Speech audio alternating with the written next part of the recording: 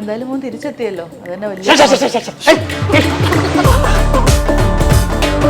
നമ്മുടെ ജ്യോതികയെ അടുത്ത് ചോദിച്ചപ്പോൾ what is the secret of your beauty എന്ന് ചോദിച്ചപ്പോൾ പറഞ്ഞ് പുരുഷൻ എന്നെ കുറച്ച് ഹാപ്പിയായി വെച്ചിരിക്കുകയാണ്. ശരിക്കും ഇവിടുത്തെ ബ്യൂട്ടി എന്താ? എനിക്കൊരു 18 അങ്ങനത്തെ ഒരു ഫീലാണ് എൻ്റെ ഉള്ളിൽ എപ്പോഴും. കുട്ടികൾ മാത്രം ഇങ്ങനെ വലുതാവുന്നുണ്ട്. എൻ്റെ മൈൻഡ് അവിടെ നിന്ന് ഒരു സെക്കൻഡ്സ് അങ്ങോട്ടോ ഇങ്ങോട്ടോ ചലിക്കില്ല. വർക്ക് എന്ന് നിർത്തിയോ അന്ന് തുടങ്ങി ഞാൻ പെർഫോം ചെയ്യുന്നുണ്ട്. അതെങ്ങനെ? 1 വീക്ക് കഴിഞ്ഞപ്പോൾ നവാസ് എന്ത് പറയണേ, നീ പെർഫോമൻസ് നിർത്തിയിട്ട് 1 വീക്കിന്റെ ഗ്യാപ്പ് പോലും ഇല്ലാതെ. നാണം വന്നോ? മൊത്തം ഞങ്ങൾ ഞെട്ടി തരിച്ച് നിൽക്കുക. മാരുതിക്കാർ എറണാകുളത്തേക്കും പോയി, മറ്റേ കോഴിക്കോടും പോയി. കുട്ടികൾ ഇംഗ്ലീഷിൽ ഇംഗ്ലീഷ് എത്ര ഉണ്ട്? 20, മലയാളത്തിൽ 56. സംഭവം മൊത്തം കോഴി. ഞാൻ അതിലൊന്നും കാണാറില്ല. ഫോൺ എനിക്ക് ഇഷ്ടമല്ലാത്തൊരു തിയേറ്ററിൽ മാത്രം. ഞാൻ കരയണ സീനിലൊക്കെ ഡയറക്ടറിന് കരയുകയും ചെയ്യും. കരഞ്ഞ വിലൊക്കെ സാമ്പത്തിക കാര്യങ്ങൾ നമ്മൾ ലൈറ്റ് പോവാണ്, വേഗം വേഗം വേഗം ചെയ്യണം, ചേച്ചി പെട്ടെന്ന് ചോദിക്കണം. ചിലപ്പോ മോൻ വന്നിട്ട് ഉമ്മാന്നൊക്കെ വിളിക്കുമ്പോ ഉമ്മേ ഞാൻ പറയണോ ഒന്ന് പതിയെ വിളിക്കുന്നു. നമ്മളെ പരിചയമുള്ളവർ കണ്ടേ നമസ്കാരം കൊടുക്കര തിരിച്ചു പറയാറുണ്ടോ? അപ്പോ നമുക്ക് ഇപ്പൊ ഇന്ന് വരെ, നാളത്തെ അറിയില്ല, ഇന്ന് വരെ സമാധാനമായിട്ട് കിടന്നുറങ്ങാൻ പറ്റിയിട്ടുണ്ട്. നിന്നെ ഓർത്തിട്ടാ പാടിയത്. അപ്പൊ ഞാനിത് നിനക്ക് എനിക്ക് എന്റെ കാലശേഷം നിനക്കിത് ഓർത്തിരിക്കാന്ന് പറഞ്ഞു. എന്തൊരു വിധി ഇത്. ആക്ഷൻ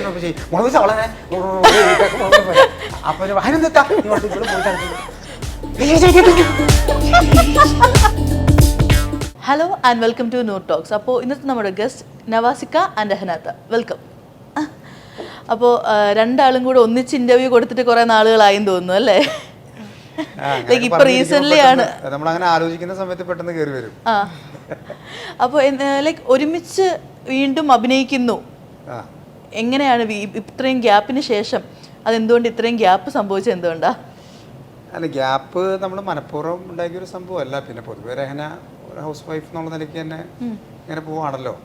പിന്നെ അതിനനുസരിച്ച് ഇപ്പോൾ ഒരു പെട്ടെന്ന് കുറച്ച് കഴിയുമ്പോൾ സിനിമയിലേക്ക് വരാം, അങ്ങനെ പ്ലാനിങ് ഒന്നും ഉണ്ടായിരുന്നില്ല. ഇത് വളരെ യാദൃശികമായിട്ട് വന്ന ഒരു കഥയാണ്. അപ്പോൾ ഇത് ആലുവ സ്വദേശിയായ സിറാജ് റസ, പുള്ളിയാണ് ഇതിൻ്റെ ഡയറക്ടർ. കഥയും പുള്ളിയുടെ തന്നെയാണ്. അപ്പോൾ നമ്മളെ വന്ന് സമീപിച്ചു. എൻ്റെ ഒരു മെയിൻ വേഷം എന്ന് പറഞ്ഞപ്പോൾ തന്നെ നമുക്ക് ചെയ്യാനുള്ള താല്പര്യം ഉണ്ടായിരുന്നില്ല. കാരണം വെച്ചാൽ ഞാനിങ്ങനെ അത്യാവശ്യം ക്യാരക്ടർ റോളുകളൊക്കെ ചെയ്ത് പോകണമെന്ന് ആഗ്രഹിച്ച് പോകുന്ന സമയത്താണ് ഇങ്ങനൊരു ഓഫർ വരുന്നത്. അപ്പോൾ സത്യം പറഞ്ഞാൽ ഇവർ നമ്മുടെ നാട്ടുകാരാണെങ്കിൽ നമുക്ക് പരിചയമില്ല. ഞാൻ ആലുവ തന്നെ താമസിക്കുന്ന. അപ്പോൾ ഞാൻ മുമ്പ് പരിചയമൊന്നുമില്ല ഇവരെ. അപ്പോൾ ഞാൻ നാട്ടിലില്ല ഇവർ വിളിക്കുന്ന സമയത്ത്, ഗൾഫിലത് പ്രോഗ്രാമായിട്ട് പോയിരിക്കുക. അപ്പോൾ ഞങ്ങളൊരു ഷോർട്ട് ഫിലിം ചെയ്തിട്ടുണ്ട്, അത് വേണമെങ്കിലൊന്ന് കാണിച്ചു തരാം, എന്നിട്ട് ഓക്കെ ആണെങ്കിൽ പറയണം, അതിന് ശേഷം ഞങ്ങൾ വന്ന് കാണാം എന്ന് പറഞ്ഞു. അപ്പോൾ എനിക്ക് കാണാൻ പറ്റാത്തതുകൊണ്ട് നേരെ രഹനയെ ഇഷ്ടപ്പെട്ടോ കണ്ടപ്പോൾ തന്നെ? അതിൻ്റെ അകത്ത് പറഞ്ഞാൽ ഒത്തിരി ഡയലോഗ്സ് ഒന്നും ഉണ്ടായിരുന്നില്ല. അപ്പോൾ നമ്മളെ സംബന്ധിച്ചിടത്തോളം അത് ഡയലോഗ്സ് ഇല്ലാതെ പെർഫോം ചെയ്യാന്ന് പറഞ്ഞാൽ അപ്പോൾ അത് കണ്ടിട്ട് നമുക്ക് മനസ്സിലാവണമല്ലോ. അപ്പോൾ അതൊരു റിസ്ക് ആണ്. അപ്പോൾ ഒരു 5 minutes കൊണ്ട് അവരത് ഭയങ്കര രസമായിട്ട് ചെയ്ത പോലെ എനിക്ക് തോന്നി. പക്ഷെ ആക്ച്വലി അവർക്ക് ഡയലോഗ് അലർജിയാണെന്ന് പിന്നെ മനസ്സിലായി. അവർക്ക് ഡയലോഗ് വേണ്ട, അവർക്ക് ഡയലോഗ് എഴുതാൻ പേടിയാന്നുള്ളത് പിന്നെ എനിക്ക് മനസ്സിലായി.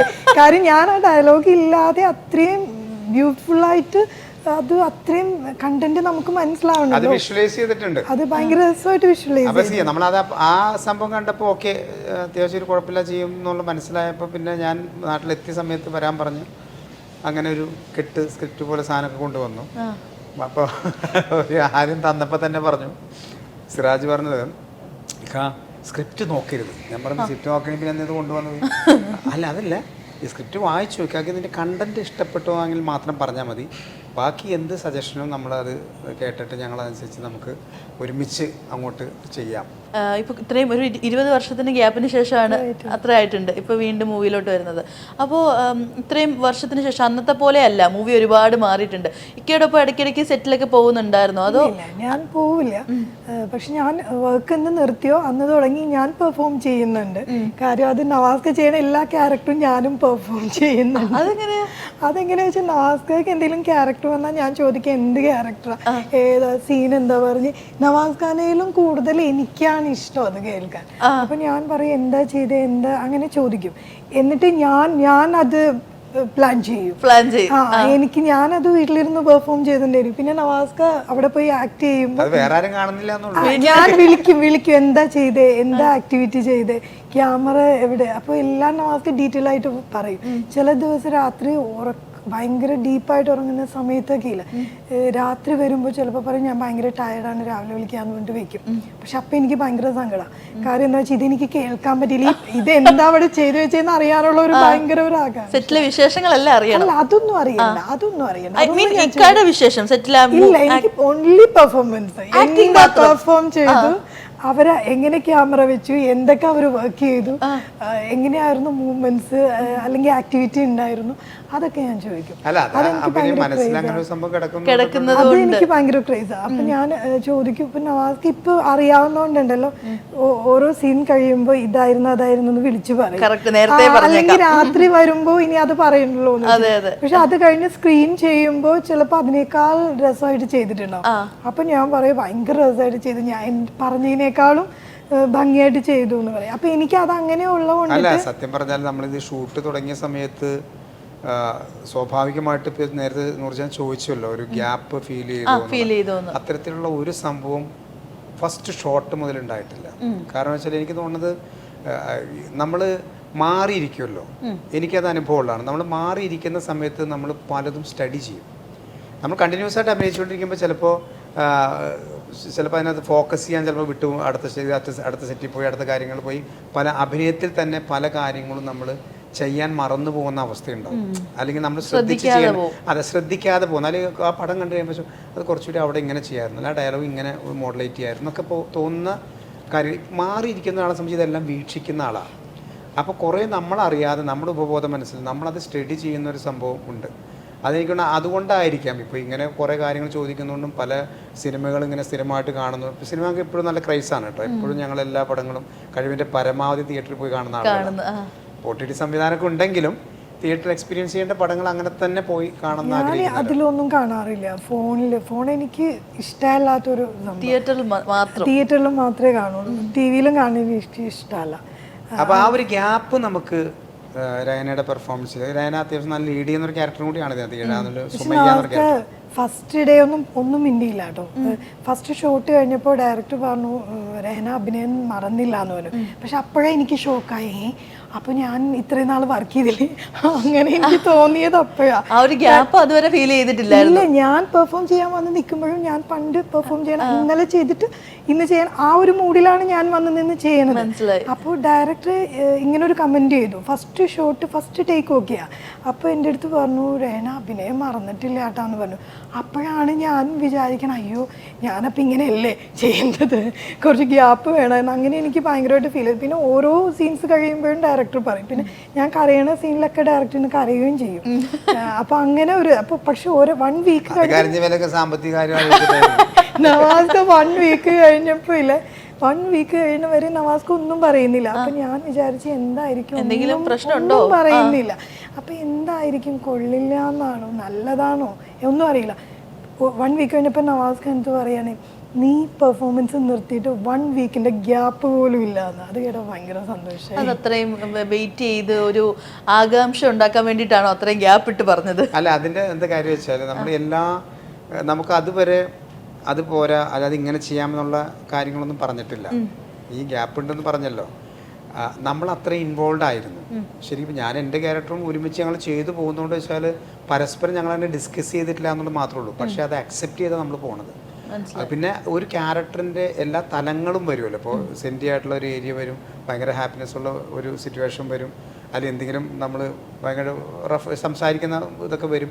ഇതെല്ലാം കഴിയുമ്പോൾ നമ്മളിങ്ങനെ മൊത്തത്തിൽ സ്റ്റഡി ചെയ്യുമ്പോൾ എല്ലാ കാര്യങ്ങളും പക്കയാണ്. പക്ഷെ ഞങ്ങൾ തുറന്ന് സംസാരിക്കേണ്ട സംഭവം കുറച്ച് വൈകുന്നുള്ളൂ, അത്രേ ഉള്ളൂ. അതുവരെ നമ്മൾ ഭയങ്കര ഹാപ്പി ആയിട്ട് തന്നെയാണ് എല്ലാ കാര്യങ്ങളും പോകുന്നത്. നിങ്ങളുടെ രണ്ടാളുടെയും ഇപ്പൊ നമ്മൾ ഇന്റർവ്യൂസിന് മുമ്പ് എന്തായാലും പ്രീവിയസ് ഇന്റർവ്യൂസും അതൊക്കെ നോക്കും. അപ്പൊ ഇങ്ങനെ കാണുമ്പോഴത്തേക്ക് കമന്റ്സിൽ വരുന്നതാ, ഇവർക്ക് രണ്ടാർക്കും പ്രായമാവുന്നില്ലേ? അങ്ങനെ ആരും പറഞ്ഞു? പിന്നെ കമന്റ്സിലൊക്കെ ഉണ്ട്. അപ്പോൾ ഞാൻ നമ്മുടെ ജ്യോതികയെ അടുത്ത് ചോദിച്ചപ്പോൾ what is the secret of your beauty എന്ന് ചോദിച്ചപ്പോൾ പറഞ്ഞ് എൻ പുരുഷൻ എന്നെ കൊഞ്ചം ഹാപ്പിയായി വെച്ചിരിക്കുകയെന്ന്. ശരിക്കും ഇവിടുത്തെ ബ്യൂട്ടി എന്താ, ലൈക്ക് ഹാപ്പി വൈഫിൻ്റെ ബ്യൂട്ടി എന്താ, ലൈക്ക് സീക്രട്ട് എന്താണ്? അല്ല, നവാസ്കയും ഭയങ്കര ക്വയറ്റാണ്, ഭയങ്കര എപ്പോഴും വിഷമങ്ങളൊന്നും അങ്ങനെ ഇഷ്ടപ്പെടുന്ന ഒരാളല്ല. എപ്പോഴും ഹാപ്പി ആയിട്ടിരിക്കുക, അധികം ഒച്ചവ് അങ്ങനത്തെ ഒന്നും ഇഷ്ടമുള്ള ഒരാളല്ല. ഇഷ്ടമല്ല. ഭയങ്കര അങ്ങനത്തെ ഒരു രീതിയാണ്. പിന്നെ എനിക്ക് എപ്പോഴും എനിക്കൊരു 18 അങ്ങനത്തെ ഒരു ഫീലാണ് എൻ്റെ ഉള്ളിൽ എപ്പോഴും. കുട്ടികൾ മാത്രം ഇങ്ങനെ വലുതാവും, ഞാൻ എൻ്റെ മൈൻഡ് അവിടെ നിന്ന് ഒരു സെക്കൻഡ്സ് അങ്ങോട്ടോ ഇങ്ങോട്ടോ ചലിക്കില്ല. അപ്പോൾ എൻ്റെ മോൻ അവൻ 11th-ലാണ്. അപ്പോൾ അവൻ ഓപ്പൺ ഹൗസിനൊക്കെ പോകുമ്പോൾ അവൻ ഇടയ്ക്ക് പറയും പക്ഷേ ഇതൊക്കെ ഒന്നിങ്ങനെ. അപ്പോൾ അവൻ നോക്കുമ്പോൾ ഇതെന്താ ഭയങ്കര ഏജ് കുറവ് പോലെ ഫീൽ ചെയ്യണോണ്ട് അവൻ പറയും തട്ടിന് ഇങ്ങനെ കിട്ടും അങ്ങനെ കിട്ടും ഇങ്ങനെയൊക്കെ പറയും. ഞാൻ എന്താണ് പ്രശ്നം, ഉമ്മയായിട്ട് തോന്നുന്നുണ്ട്, അവന് നല്ല ഹൈറ്റാ അങ്ങനെ പറയും. അപ്പോൾ എനിക്കെപ്പോഴും എൻ്റെ ഉള്ളിൽ അങ്ങനെ ഒരു ഫീലാണ്. ഞാൻ വീട്ടിൽ ബിഹേവ് ചെയ്യുമ്പോഴും എനിക്ക് ഒരിക്കലും ചിലപ്പോൾ മോൻ വന്നിട്ട് ഉമ്മ എന്നൊക്കെ വിളിക്കുമ്പോൾ ഉമ്മേ അങ്ങനെയൊക്കെ പെട്ടെന്ന് അവൻ വളരെ സീരിയസ് ആയിട്ടുള്ള സമയത്തൊക്കെ ഇങ്ങനെ വിളിച്ചിട്ട് ഭയങ്കര സ്ട്രെസ് ചെയ്തൊക്കെ ഉമ്മാന്ന് വിളിക്കുമ്പോൾ അപ്പം നമ്മളിങ്ങനെ പെടുന്നേ ഉമ്മേ അങ്ങനെ പെട്ടെന്ന് എനിക്ക് തോന്നും. അപ്പം ഞാൻ പറയണം ഒന്ന് പതിയെ വിളിക്കുന്നു. ഒരു പരിധി വരെ ഇപ്പം നേരത്തെ ചോദിച്ചതിനൊരു എനിക്ക് എൻ്റെ ഒരു ചെറിയ അനുഭവത്തിൽ തോന്നിയിട്ടുള്ളത് ഒരു പരിധി വരെ എല്ലാ മനുഷ്യരിലും നമുക്കൊക്കെ നമ്മൾ കൂടുതൽ ബുദ്ധിമുട്ടിലേക്ക് പോകുന്നത് അല്ലെങ്കിൽ അസ്വസ്ഥയാവുന്നത് ക്ഷീണിച്ചു പോയി എന്ന് പറയുന്നു, അല്ലെങ്കിൽ മുഖം വല്ലാതിരിക്കുന്നു, എന്ത് പറ്റി എന്നൊക്കെ പറയുന്ന അവസ്ഥയിൽ നമ്മുടെ മനസ്സിൻ്റെ തന്നെയാണ്. കാരണം വെച്ചാൽ നമ്മൾ ഏത് ജോബാണ് അല്ലെങ്കിൽ നമ്മൾ ഏത് പൊസിഷനിലാണ് എന്ത് പ്രൊഫഷനാണെന്നുള്ളതല്ല, നമ്മുടെ മനസ്സ് കറക്റ്റ് അല്ലെങ്കിൽ എന്ന് പറഞ്ഞാൽ നമുക്ക് സമാധാനം എന്നാണല്ലോ നമ്മളതിൽ പറയുന്നത്. നമ്മുടെ ജീവിതത്തിൽ കിട്ടാവുന്ന ഏറ്റവും വലിയ സമ്പാദ്യം എന്താണെന്ന് വെച്ച് കഴിഞ്ഞാൽ സമാധാനം എന്ന് പറയുള്ളൂ. കാരണം എൻ്റെ അനുഭവത്തിൽ, കാരണം അതില്ലെങ്കിൽ വേറെ ഒന്നും നമ്മൾ നേടിയിട്ട് കാര്യമില്ല. നമുക്കവിടെ ജീവിക്കണ്ടേ സന്തോഷമായിട്ട്. സന്തോഷം എപ്പോഴും ഉണ്ടാവണമെന്നല്ല, നമ്മൾ ഓരോ ദിവസം നാളെ എന്താണ് അടുത്ത നിമിഷം എന്താണെന്ന് നമുക്കറിയില്ല. നമ്മുടെ ലൈഫിൽ എന്താണ് സംഭവിക്കുന്നത്, നമ്മൾ എന്താണ് കാണാൻ പോകുന്നത്, എവിടെയാണ് നമ്മളൊന്നും പറയാൻ പറ്റില്ല. പക്ഷേ ഇതില്ലാത്ത ഒരവസ്ഥ അത് വളരെ ദയനീയമായെന്ന് വിശ്വസിക്കുന്നു. കാരണം നമുക്ക് ഇപ്പോൾ ഇന്ന് വരെ, നാളത്തെ അറിയില്ല, ഇന്ന് വരെ സമാധാനമായിട്ട് കിടന്നുറങ്ങാൻ പറ്റിയിട്ടുണ്ട്. ഞാൻ അതേ പറയുന്നുള്ളൂ അതിന് ആൻസർ. ആ സമാധാനമാണല്ലോ നമുക്ക് വേണ്ടത് ഏറ്റവും കൂടുതൽ. അപ്പോൾ ഞാൻ രഹനത്തടുത്ത് ഇക്കടെ ഏറ്റവും ഫേവറേറ്റ് ആയിട്ടുള്ള കുറച്ച് ക്യാരക്ടേഴ്സ്, എല്ലാ ക്യാരക്ടേഴ്സിൻ്റെയും കുറിച്ചിട്ട് ഇതേപോലെ വിളിച്ച് ചോദിക്കാറൊക്കെ ഉണ്ടല്ലോ. അപ്പം ഏറ്റവും ഇഷ്ടപ്പെട്ട കുറച്ച് ക്യാരക്ടേഴ്സ് ഏതാന്ന് ചോദിച്ചാൽ ഇത് ഏതാന്ന് പറയും? അങ്ങനെ ചോദിച്ചിപ്പോൾ ഭയങ്കര ഒരുപാട് നല്ല ക്യാരക്ടറുകളൊന്നും കിട്ടിയിട്ടുള്ള ആളല്ല. പക്ഷെ നവാസ്ക ഒരുപാട് കഴിവുണ്ട്, പക്ഷെ അതിനൊത്ത് ക്യാരക്ടറുകളൊന്നും കിട്ടിയിട്ടില്ല. ഇപ്പം ഈ അടുത്താണ് കുറച്ചെങ്കിലും അങ്ങനെ കിട്ടി തുടങ്ങിയത്. അതിലെനിക്ക് വനിത എന്ന് പറഞ്ഞ മൂവിയിലെ ക്യാരക്ടർ ഭയങ്കര ഇഷ്ടമാണ്. പക്ഷെ നവാസ്ക ഭയങ്കര നാച്ചുറൽ പെർഫോമൻസ് ഉള്ള ഒരാളാണ്. പക്ഷെ എപ്പോഴും ഇങ്ങനെ കോമഡി അങ്ങനെയൊക്കെയാ ചെയ്യുക. പക്ഷെ ആള് സീരിയസ്ലി വീട്ടിൽ അങ്ങനെയല്ല. അപ്പോൾ കുട്ടികൾ തന്നെ പറയും ഇതെന്തെങ്കിലും അവർക്ക് അക്സെപ്റ്റ് ചെയ്യാൻ പോലും പറ്റില്ല നവാസ്ക കോമഡി ചെയ്യണം. കാര്യം അത്രയും സീരിയസ് ആയിട്ടുള്ള ഒരാളാണ്. അപ്പം നവാസ്കയുടെ ക്യാരക്ടർ ഇപ്പോഴാണ് കുറെ കൂടി കിട്ടി തുടങ്ങിയത്. എനിക്ക് വനിത ഭയങ്കര ഇഷ്ടമാണ്. പിന്നെ ഹ്യൂമറൊക്കെ വെച്ച് നോക്കുകയാണെങ്കിൽ ഒരു സ്പീഡിന് ഡയലോഗ് പറയുന്ന ഒരു സംഭവമുണ്ട്, കരടി എന്ന് പറയുന്നത്. അതിൽ ഭയങ്കര അത് ഞാൻ ഇടയ്ക്ക് ചോദിക്കുന്നത് എങ്ങനെ എന്തെന്ന്. അപ്പൊ ഞാൻ അടുത്ത് പറഞ്ഞു ഇത് എന്താണ് ഇത് ഇങ്ങനെ നോൺ സ്റ്റോപ്പ് ആയിട്ട് ഇങ്ങനെ പോവാണ്. അപ്പൊ അതൊരു കട്ട് പോലും ഇല്ല അവിടെ. ഇത്രയും സ്പീഡിൽ എങ്ങനെയാണ് സംഭവം ഇതേപോലെ സ്റ്റാറ്റസുകളായിട്ട് ഇപ്പോഴത്തെ യങ്സ്റ്റേഴ്സ് ഇപ്പോഴത്തെ യൂത്ത് അത് ഏറ്റെടുത്തിട്ടുണ്ട്. കുറെ പേര് എനിക്ക് തന്നെ അയച്ചു തന്നിട്ടുണ്ട്.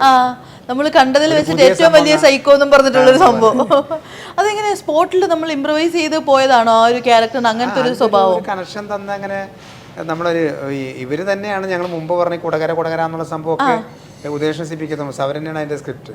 അപ്പൊ നമ്മൾ ചില ഒരു സംഭവങ്ങൾ പറയുമ്പോൾ അത് കണക്ട് ചെയ്ത് ഇവർ പിടിച്ച് ഒരു സംഭവം. അതൊക്കെ അന്ന് ഭയങ്കര സ്പീഡ്. അന്ന് ഇത് പറയുന്നത് ഒരു ആക്സിഡന്റ് നടക്കുന്ന സമയത്ത് ഇയാൾ 2-3 സിറ്റുവേഷൻ ഉണ്ട്. ഇയാൾ തുണിക്കടയെ കുറിച്ച് പറയുന്നുണ്ട്, അതുപോലെ ആക്സിഡന്റ് നടക്കുന്ന സമയത്ത് എന്ത് പറ്റി, എന്ത് പ്രശ്നം.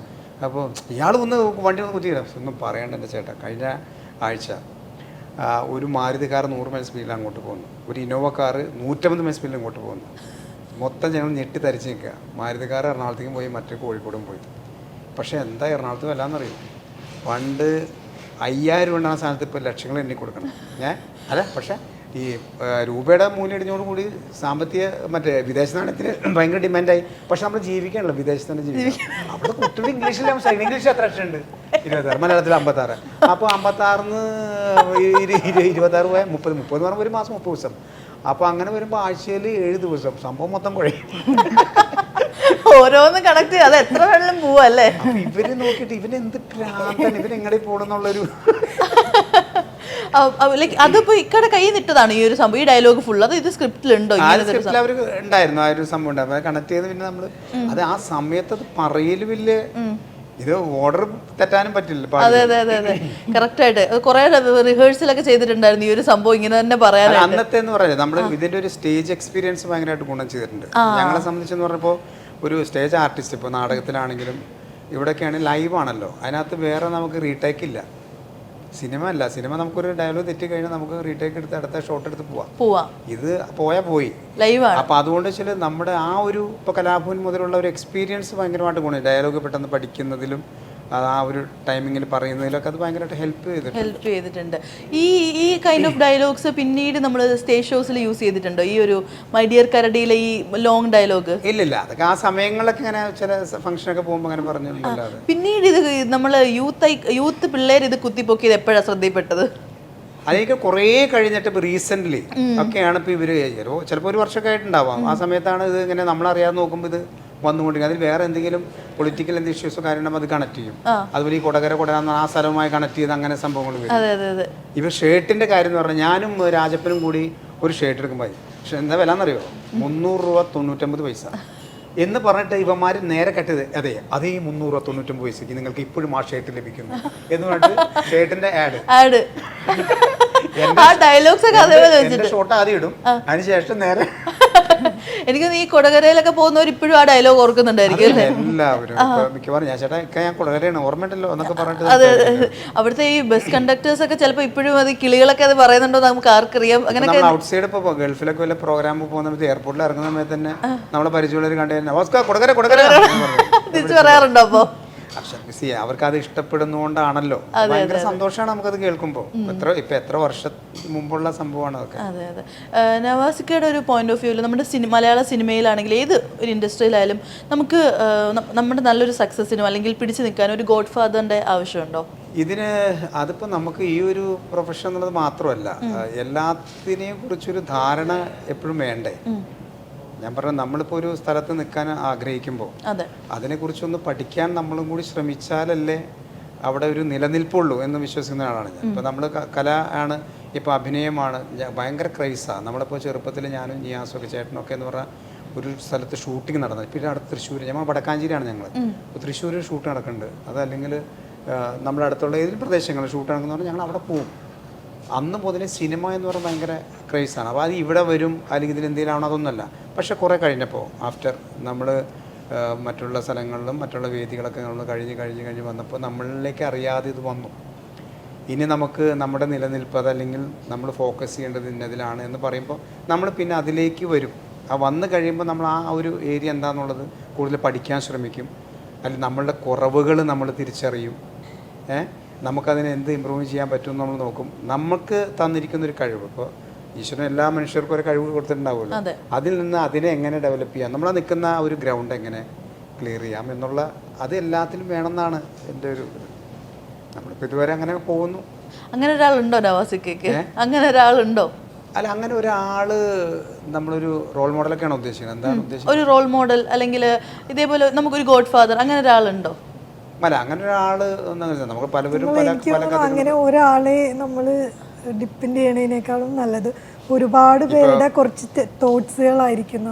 പലരും പറയും നമ്മുടെ ഹോളിഡേയിലെ സ്പെഷ്യൽ നമ്മുടെ ഡ്രിങ്ക് വന്നിട്ടുണ്ട്. അതെ, നിങ്ങൾക്ക് വേണ്ടി സ്പെഷ്യൽ ആയിട്ട് പറയാൻ പറ്റുള്ളൂ. അതെ അതെ.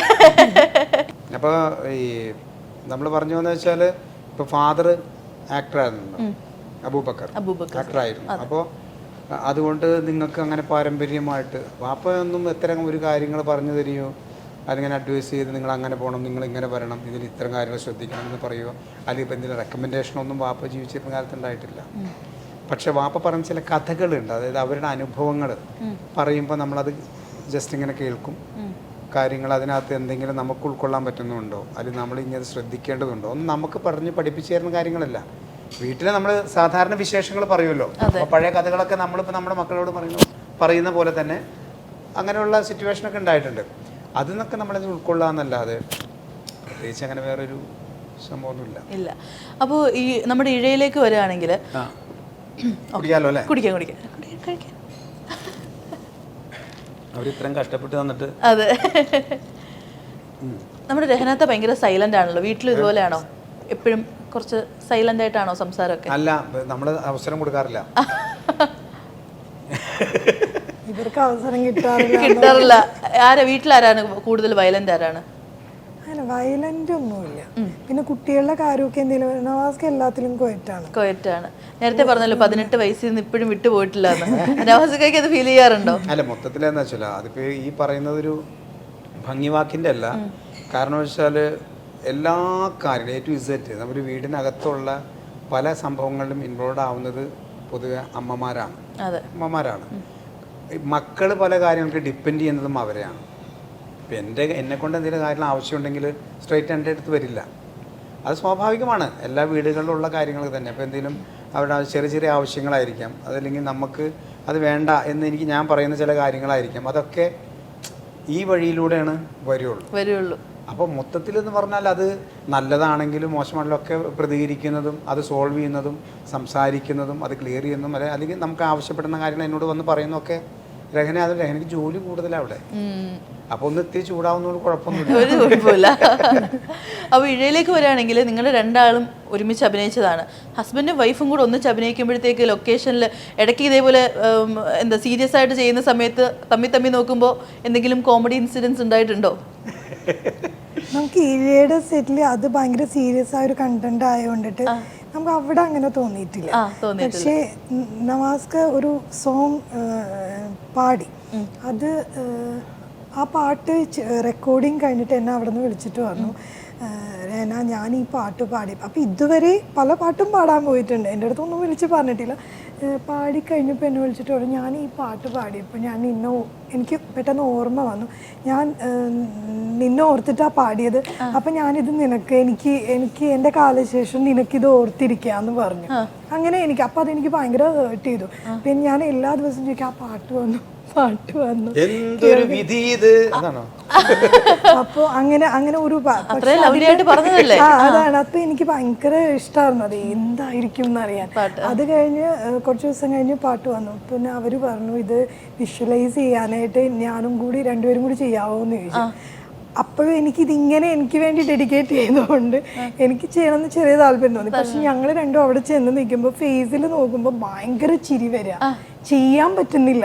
പക്ഷെ ഇഴ ചെയ്യുമ്പോൾ ഒരു പ്രശ്നം ഉണ്ടായിരുന്നില്ല. കാര്യം അത് നമ്മൾ ആർട്ടിസ്റ്റ് ആവുമ്പോൾ നമ്മൾ ആ ക്യാരക്ടറിലേക്ക് പോയിട്ട് വേറെ എന്തൊക്കെയോ ആയിരുന്നു. നമുക്ക് ഇന്ന ആളാണ് ഫ്രണ്ടിൽ നിൽക്കണമെന്നോ അതിനുള്ള ടൈമില്ല. കണ്ടന്റ് അതാണ് ശരിക്കും പറഞ്ഞ ഒരു സർപ്രൈസ് ആയിട്ട് വെച്ചിരിക്കുന്ന സംഭവമാണ്. ഈവൻ എന്തായാലും ഫെബ്രുവരി പകുതി ഒരു വാലന്റൈൻസ് ഡേയോട് അനുബന്ധിച്ചായിരിക്കും ചിലപ്പോൾ അത് വരിക. അത് അങ്ങനെ ഒരു പാട്ടാണ്, ഒരു പ്രണയം കണക്ട് ചെയ്ത് വരുന്ന സംഭവം. അതിനകത്ത് 2 കാലഘട്ടങ്ങളൊക്കെ കാണിക്കുന്നുണ്ട് ഒരു സംഭവം. അതിപ്പോ അങ്ങനെ പക്ഷെ തീരണ വരെ ഞങ്ങൾ രണ്ടുപേരും അപ്പൊ ഞാൻ സഖി എന്ന് തുടങ്ങുന്ന ഒരു ഞാൻ വിചാരിച്ചു എനിക്ക് മാത്രമാണ് ചിരി വന്നത്. ഞാൻ ചിരിക്കുന്നോണ്ട് നവാസ്ക്ക് ചിരിക്കും. അപ്പൊ നവാസ്ക്ക് ആദ്യം വീട്ടിൽ പോയിട്ട് ചോദിച്ചു, എനിക്ക് ഭയങ്കര ചിരി വന്നിട്ട് ഇനി നമുക്ക് ഇങ്ങനെ ചെയ്യണ്ട. അപ്പൊ നവാസ്ക്ക് പറഞ്ഞു, സത്യം എനിക്കും ഭയങ്കര ചിരി. നാണം വന്നോ? നാണമല്ല, നമ്മള് വീട്ടിലിങ്ങനെ ഇത് പുറത്തു പോയി എന്തൊക്കെയോ അഭിനയിക്കും, എന്തിനാ അങ്ങനെ ലൈൻ മറന്നുവോ സഖി പഴയൊരു നടവഴി അങ്ങനെ തുടങ്ങുന്നൊരു പാട്ടാണത്.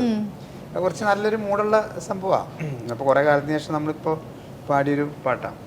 അപ്പോൾ ഈ സെറ്റിലെ തമാശ എന്ന് പറയുമ്പോൾ നമ്മുടെ ഈ സിറാജ് ഡയറക്ടറെ നമ്മൾ വേറൊരു ചാനലിൽ ഇങ്ങനെ ഇരുന്ന സമയത്ത് പറഞ്ഞു, നവാസ്ക ഞാനത് കണ്ടു, നമ്മുടെ സിനിമയുടെ കാര്യങ്ങളൊന്നും അങ്ങനെ ചോദിച്ചില്ലല്ലോ നവാസ്ക, സിനിമയുടെ കാര്യങ്ങളൊന്നും പറഞ്ഞില്ലല്ലോ നമ്മുടെ സിനിമ. അപ്പോൾ ഞാൻ പറഞ്ഞു, ഒരു കാര്യത്തിൽ നമ്മൾ ഇരിക്കുമ്പോൾ അത് പറയും, അതുകൂടാതെ മറ്റ് കാര്യങ്ങൾ നമ്മുടെ വിശേഷങ്ങളൊക്കെ അതല്ലേ ഒരു ഇൻ്റർവ്യൂ എന്ന് പറയണത്. എന്നാലും സിനിമയുടെ കാര്യങ്ങളെന്ന് പറഞ്ഞു അപ്പോൾ ചോദിച്ചപ്പോൾ നന്നായി. സിനിമയുടെ അപ്പോൾ സിറാജിനെ നമുക്ക് പണി കൊടുക്കാം. അതായത് ഈ ഓൾമോസ്റ്റ് എല്ലാവരും പുതിയ ആളുകളാണ്. ഇപ്പോൾ ഞാൻ രഹന അങ്ങനെ 1-2 വേറെ സിജോ വർഗീസ് പിന്നെ അജീഷ് കോട്ടെ അങ്ങനെ കുറച്ച് 3-4 പേര് കഴിഞ്ഞാൽ ബാക്കിയെല്ലാം ഓഡിയേഷൻ വഴി എടുത്തിരിക്കുന്ന ആളുകളാണ്. അതായത് നമ്മൾ പെരുമ്പാവൂർ സ്ലാങ് ആണ് അതിനകത്ത് ഉപയോഗിച്ചിരിക്കുന്നത്. അപ്പോൾ ആ സ്ലാങ് മസ്റ്റായിട്ട് വേണം. നമ്മൾ അങ്ങനെ ഒരു സംഭവം പിടിച്ചുകൊണ്ട് തന്നെയാണ് ചെയ്തിരിക്കുന്നത്. അപ്പോൾ ഏജ്ഡ് ആയിട്ടുള്ള ആളുകളും യൂത്തിലുള്ള കുറേ പിള്ളേരും ഒക്കെ ഇതിനകത്ത് കുറേ പേരുണ്ട്. അപ്പോൾ അവർക്കൊക്കെ നമ്മൾ ഈ സ്ലാങ് വെച്ചുകൊണ്ട് നേരെ ട്രെയിൻ ചെയ്യിപ്പിച്ചൊക്കെയാണ് ഇവരെ നമ്മൾ ഷൂട്ടിംഗ് തുടങ്ങിയിരിക്കുന്നത്. അപ്പോൾ ഇവർ സിനിമ ഫസ്റ്റ് എക്സ്പീരിയൻസാണ് സിറാജിനും. മനസ്സിലായി. അപ്പോൾ സിറാജ് ഈ പറഞ്ഞ സംഭവങ്ങളൊക്കെ ചെയ്തിട്ടുണ്ടെങ്കിൽ സിനിമയിലേക്ക് ആദ്യമായിട്ട് വരികയാണല്ലോ. അപ്പോൾ ചില നമ്മളിപ്പോൾ ഡയറക്ടേഴ്സ് പലവരും പല ആറ്റിറ്റ്യൂഡിലാണല്ലോ. അപ്പോൾ നമ്മൾ കാര്യം പറഞ്ഞു തരുമ്പോൾ നമ്മൾ ചെയ്യുന്നു, ആ സീൻ എടുത്ത് ആ ഷോട്ട് എടുത്ത് കഴിയുമ്പോൾ അത് എന്തെങ്കിലും മിസ്റ്റേക്ക് ഉണ്ടെങ്കിൽ മാറ്റി എടുത്ത് പറയാം. നമുക്കത് ഞാൻ ഉദ്ദേശിച്ചത് അതല്ല, നമുക്ക് വേണമെങ്കിൽ കുറച്ച് ഒരിത്തിരി കൂടി അത് പൊടിക്ക് കുറച്ചിട്ട് ഇത് പറയാം, അതാണ് ഉദ്ദേശിച്ചത്. അങ്ങനെ ചില സാഷൻസ് പറയില്ല. അപ്പോൾ സിറാജിന് വേറൊരു റിയാക്ഷനാണ്. സിറാജിന് അറിയില്ല. അപ്പോൾ അതെങ്ങനെയാണ് പറഞ്ഞു കൊടുക്കണമെന്ന് അറിയില്ല. അപ്പോൾ ഞാൻ എന്നാലും മോൻ തിരിച്ചെത്തിയല്ലോ, അതെന്നെ ഒരു അപ്പോൾ നൂർജഹാൻ പറഞ്ഞാൽ മതി, എന്നാലും മോൻ തിരിച്ചെത്തിയല്ലോ അതെന്നെ സമാനം വെറുതെ പറഞ്ഞ് ആ ഡയറി ഇപ്പോൾ ഷോട്ട് എടുക്കുകയാണ് അവള്. അപ്പം ഞാൻ സിറാജ് ഒന്ന് പറഞ്ഞു, എന്തായാലും മോൻ തിരിച്ചെത്തിയല്ലോ, അതന്നെ വലിയ ആ നിൽക്കുന്നവൻ ചിലപ്പോൾ ഓടി ആത്മഹത്യ ചെയ്യും, അതിൽ പുഴയിൽ പോയി ചാടും. അപ്പം ഇത് പറഞ്ഞപ്പോൾ അതല്ലെന്നേ, അത് നമ്മൾ ഉദ്ദേശിച്ച ആ സംഭവമല്ല. നമ്മൾ പറയുമ്പോൾ അത് കട്ട് നമ്മളതല്ല ഉദ്ദേശിച്ചത്. നമ്മൾ അതിന് കുറച്ചുകൂടി ഇത്തിരി കൂടി ഫീൽ ചെയ്തിട്ട് പറഞ്ഞാൽ മതിയല്ലോ. ഇത് ഫസ്റ്റ് തന്നെ ഈ റിയാക്ഷൻ വരും. അപ്പോഴേ നിൽക്കുന്ന ആള് പേടിക്കുന്നതല്ല, ഈ പുതിയ ആളല്ലേ, അവനെ സംബന്ധിച്ചോളം അഭിഷു ഇത് എന്ത് പറ്റി ദൈവം, ഞാൻ എന്ത് കൊലപാതകം ചെയ്താന്ന് വിചാരിച്ചാൽ അവൻ അപ്പം തന്നെ പുഴ വല്ലതുണ്ടെങ്കിൽ അതിനകത്ത് ആത്മഹത്യ ചെയ്യും. അപ്പം ഇത് ഈ ഒരു സംഭവം അവിടെ. അപ്പോൾ ഇത് ഞാൻ എന്താണെന്ന് വെച്ചാൽ നമ്മൾ ഈ സ്റ്റേജ് കാര്യങ്ങളായിട്ട് ഇങ്ങനെ കണക്ട് ചെയ്ത് നടക്കുന്നതുകൊണ്ട് നമ്മൾ ഒബ്സർവ് ചെയ്യുമല്ലോ. അപ്പോൾ അവിടെ നടക്കുന്ന പല കാര്യങ്ങളും ഞാനിങ്ങനെ ഒബ്സർവ് ചെയ്യുന്നതിൻ്റെ കൂട്ടത്തിൽ എനിക്ക് കിട്ടിയ ഒരു നല്ല സാധനം എവിടെയെങ്കിലും ഒന്ന് പറയാൻ എനിക്കിങ്ങനെ വീർപ്പ്. അപ്പോൾ സിറാജിനിപ്പോൾ സമാധാനമായല്ലോ അല്ലേ? അതെ, വയറ് നിറച്ച് കൊടുത്തിട്ടുണ്ട്. അതല്ല, ഇനി സിനിമയിലെ കാര്യങ്ങളൊന്നും പറഞ്ഞില്ല എന്ന് വേണ്ട. അതുപോലെ ഈ ടൈമിൻ്റെ പ്രശ്നം വരും. ഈവനിങ് ആവുന്ന സമയത്ത് സൺലൈറ്റ് പോവും, അതിനുള്ളിൽ പെട്ടെന്ന് തീർക്കണം. അപ്പോൾ അങ്ങനെ ഒരു സാധനം ഷോട്ട് ചെയ്തപ്പോൾ രഹനയും വേറൊരു ചേച്ചിയും കൂടി. ചേച്ചി ഒന്നുമില്ല, ഇത് വളരെ നാച്ചുറലായിട്ട് പോകുന്ന കുറേ സീനുകളൊക്കെ ഉണ്ട് കേട്ടോ അതിനകത്ത്. തൊട്ടപ്പുറത്ത് വന്ന് നമ്മൾ പണ്ട് നമ്മളൊരു സവാള എടുക്കാനുണ്ടാവുമോ, ഒരു കിഴങ്ങ് തരുമോ എന്നൊക്കെ അങ്ങനെ പറയുന്ന പോലെ ഒരു ചേച്ചി വന്നിട്ട് പറയാം. അപ്പോൾ ലൈറ്റ് പോയിക്കൊണ്ടിരിക്കുക, സൺലൈറ്റ് പോയിക്കൊണ്ടിരിക്കുക. അപ്പോൾ ഈ പെട്ടെന്ന് ആ ഷോട്ട് എടുക്കണം.